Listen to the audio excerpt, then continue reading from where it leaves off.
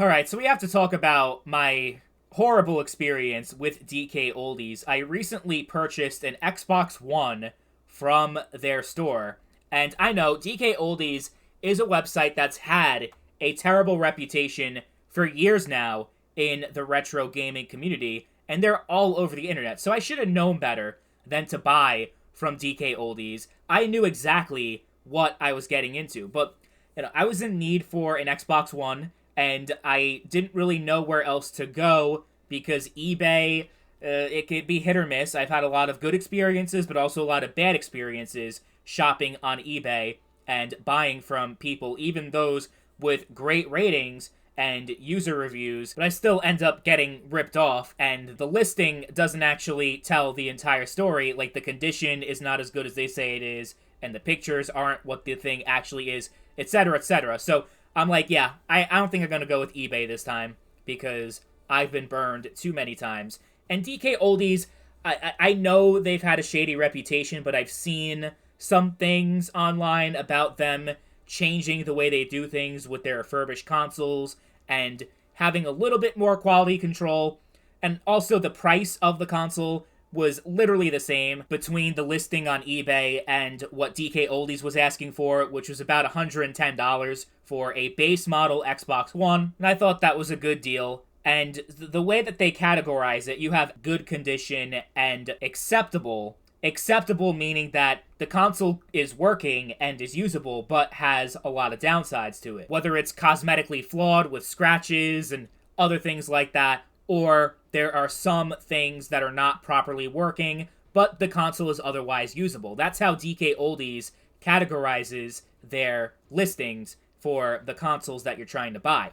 Well, the Xbox One that I bought was listed in acceptable condition, so I knew what I was getting into, to be fair. I didn't buy a good system, I bought an acceptable one.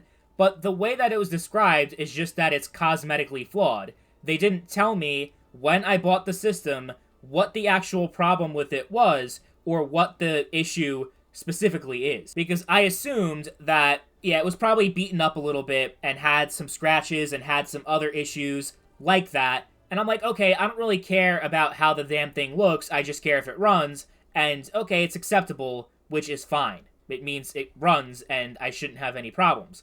Well, I got the Xbox One. It took not that long for it to ship, probably like 3 or 4 days, and I didn't pay for any express shipping or anything like that, so I'm like, okay, they did pretty good fulfilling my order and getting it to me within a reasonable time. And to my surprise, when I open up the Xbox, there is no cosmetic flaw whatsoever. It's pretty much perfect. Like, there's no scratches. The only thing that there was a League of Legends sticker, which I didn't really care about. I mean, that doesn't really bother me. I don't care about League of Legends, but having a sticker for it on there doesn't really bother me or affect my life in any way. And it also came with a shitty third-party controller, which I knew. I mean, buying an acceptable system, which is cheaper than the good condition one, which I think was closer to $200. And, I wasn't going to pay too much for a 13-year-old console. I just wasn't going to. I wanted an Xbox One because the Series X was too expensive, and I still wanted to play certain games in my Xbox library that I really couldn't on my PC. So, I mean, I had plenty of Series X controllers that I didn't care about the third-party controller. I just threw it to the side and used the actual controller that I wanted. But as soon as I turned the Xbox on, I noticed there's a huge problem. My Xbox is essentially a brick. It's unable to connect to the internet, which, if you know anything about setting up an Xbox One for the first time, if you can't connect to the internet, then the console is unusable, since you have to log in through your Microsoft account in order to download the update that is needed for the system to become usable. Because obviously, when a console is sold in the secondhand market, they do a factory reset so that it's a fresh experience for the person buying it, and also you don't have access to the account or any information that belonged to the previous owner. Okay, so the problem is I can't connect to the internet, and I have no idea why, so I try to connect my controller to see if I can at least mess around with the settings or something like that, and I'm also unable to connect the controller. Obviously, I know how to pair a controller on the Xbox One because I've had an Xbox One for over a decade, so I knew what I was doing, but for some reason, it wasn't working. And I was getting very frustrated until I plugged a USB directly into the Xbox and into the controller to put a wired connection and see if that would work. And sure enough, it worked. So I'm like, okay, I think I have an idea of what's going on here. I think the wireless adapter that's built into the console is not functional for whatever reason. That's why I can't connect to the internet, and that's why I can't connect my controller wirelessly, because as soon as I unplugged it from the USB, the controller was disconnected. The problem is the way things are situated in the room where I play video games, it's so far away from the modem that having a straight wired connection through Ethernet was not really all that viable, and was really not a valid option for me. I've always had all my devices connected through Wi-Fi, including my PC, but after messing around with it for weeks, it became more and more clear that it would be my only option to actually be able to use this console. So I bit the bullet, I bought a 50-foot Ethernet cable, and now I just have a cable running awkwardly through the modem downstairs, all the way up the staircase, all the way into my room. And it is not, I mean, the connection's better, obviously, because having a wired connection is better for connection stability, and it's faster and all that stuff. Like, obviously, it's better, but it's not more convenient for me.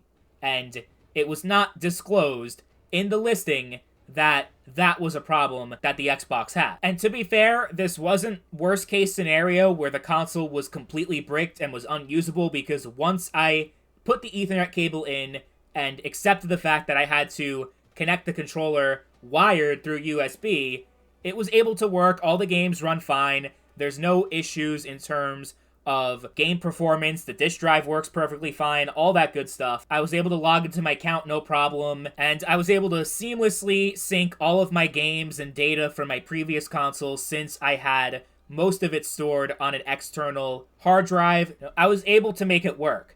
But if I didn't have access to Ethernet and I wasn't able to connect it that way, it would have been a problem, and it would have essentially been a brick. Because moving the Xbox closer to the modem didn't really work with my setup, having my Elgato connected to my PC and the Xbox connected to my monitor. So it's, better for me to record and do all the stuff that I want to do with YouTube. But regardless of that, I'm sure there's a lot of people out there where their gaming room is not anywhere near the modem, and they rely on wireless connection in order to use their consoles. I don't think that is a crazy concept, and I would say most people have their consoles connected through Wi-Fi versus Ethernet. So yeah, I think that would have been an important thing to disclose, but since their listings are generic and don't actually include any specific details with that specific unit that they're selling to me, because of course they don't, because they get so many of them in bulk that they just like, oh, we're going to label these as acceptable and good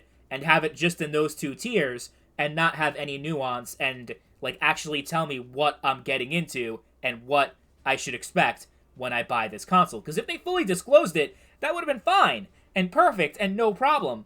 But they didn't. And it could have been a huge headache for me, and I would have ended up having to return it and try to find a different Xbox, and it would have been a huge hassle. And either way, because I ended up doing okay, and I'm still using this Xbox, and it's fine, and it works, and it's whatever, but this experience alone made me commit to never buying anything from DKOldies ever again. I know I should have known with DKOldies and their reputation that something bad could have happened there, but I decided to take the risk, and I ended up facing the consequences with that. And, like I said, it was alright. It could have been worse. This experience proves to me that there's still a shady company to do business with in 2026, and they haven't really changed all that much. Let me know in the comments if you've ever dealt with DKOldies before, and if you have any horror stories to share. And as always, thank you all for watching, and I'll catch you guys later.